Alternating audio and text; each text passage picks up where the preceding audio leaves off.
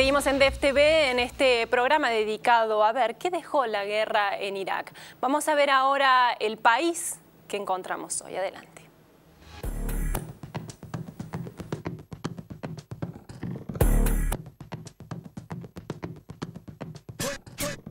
Estados Unidos comienza a cumplir su promesa de retirar las tropas de Irak, dejando las bases asentadas para asegurar el crecimiento y desarrollo democrático del país. Pero ¿cuál es hoy la realidad social y económica de una tierra que fue devastada y que guarda bajo sus cimientos una de las reservas petrolíferas más importantes del mundo? Iraqis have endured invasion, economic stagnation, wars, sanctions and internal conflict for decades. Now, the United Nations is promising to create a better future for the people of Iraq. The UN will work closely with the government, civil organizations, academia, and the private sector to achieve a series of development goals in Iraq. These goals are eradicate extreme poverty and hunger, achieve universal primary education, promote gender equality, and empower women.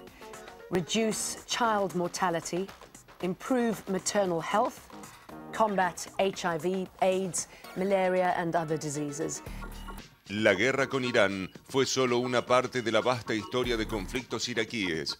La férrea dictadura de Saddam Hussein la llevó al centro de la tormenta del desierto y sus niños se acostumbraron a crecer bajo el fuego de las balas. Hoy Irak tiene una de las poblaciones más jóvenes del planeta, pero menos educadas.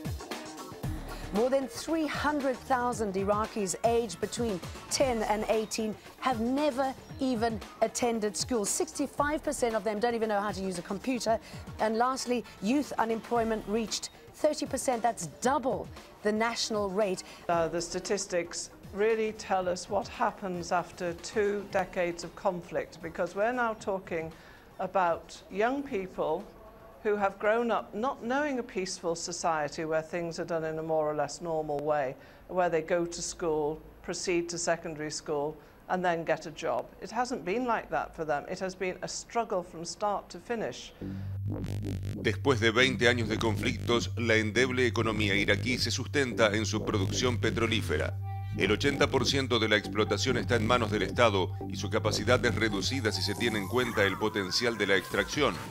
Por primera vez, el gobierno realizó una apertura para lograr que capitales extranjeros ingresen al mercado del petróleo iraquí. Oil, Iraq's hope for a better future.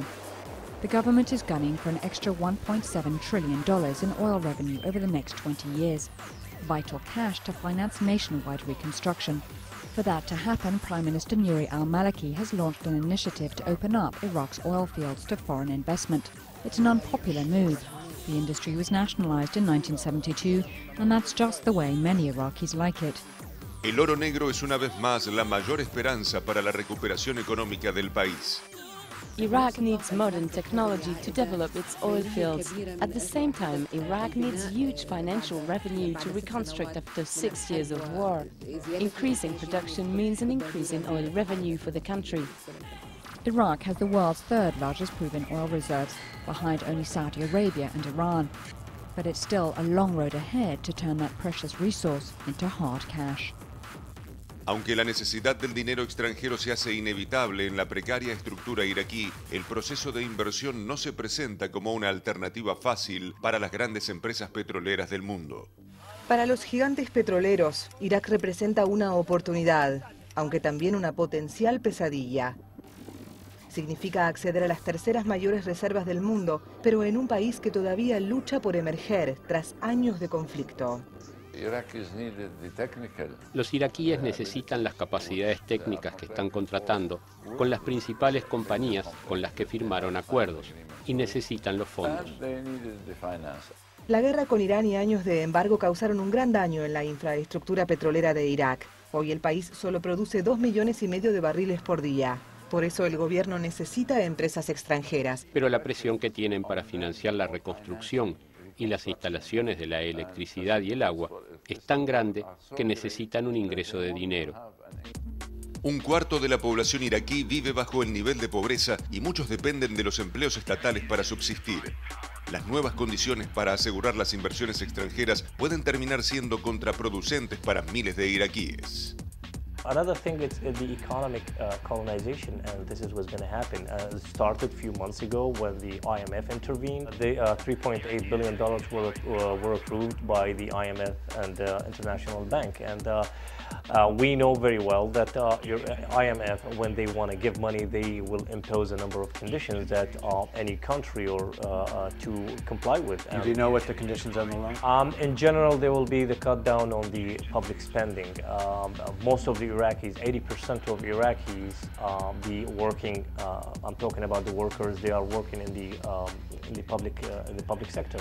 And when we say that cutting down on the public spending, most of these public sectors will be cut down to 40%. As I said, 80% of the Iraqi economy or industry is a public sector. So a big privatization campaign. Huge.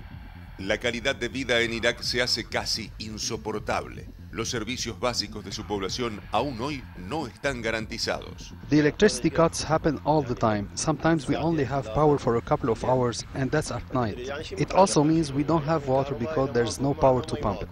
Although there is terrific violence still going on, there is also normal life going on in many parts of the country. Many governorates, people are actually able to go about their business. Hospitals have been rebuilt or new hospitals built. We have been rebuilding the schools. The access to clean water is increasing, and I would be the first to admit it's not fast enough. Pero más allá de cualquier análisis macroeconómico de la actualidad del país, hoy existen millones de jóvenes iraquíes que no han vivido un solo día de paz.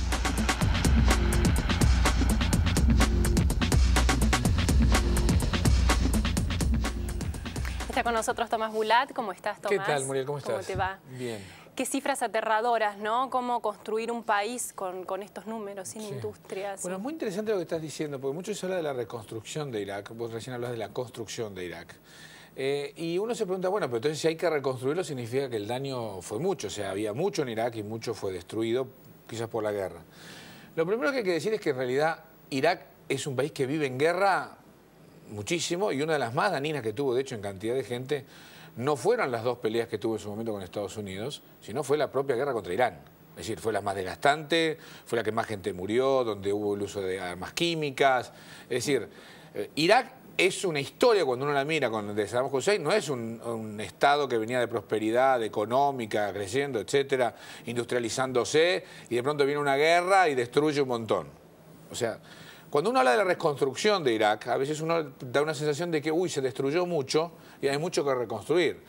Entonces, Irak, por desgracia, no hay tanto que reconstruir. Hay que construir un Irak. Por eso estuvo muy bien tu frase. Obviamente, ¿cuál es el sector dañado, el que más sufrió la pérdida? Y es el petróleo. ¿Pero por qué? Porque el 90%, de los ingresos del Estado es el petróleo. Y el 90% de la capacidad de las exportaciones es petróleo.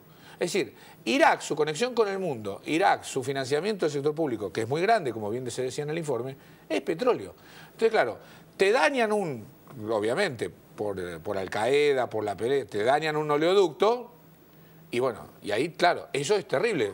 El impacto económico es terrible porque de pronto dejas de vender. El informe decía 2,5 millones de barriles por día que está vendiendo. El máximo que llegó a vender es 3,5 millones de barriles por día. Obviamente, 1 millón de barriles por día, 1 millón por $70 el barril de petróleo, son 70 millones de dólares por día más.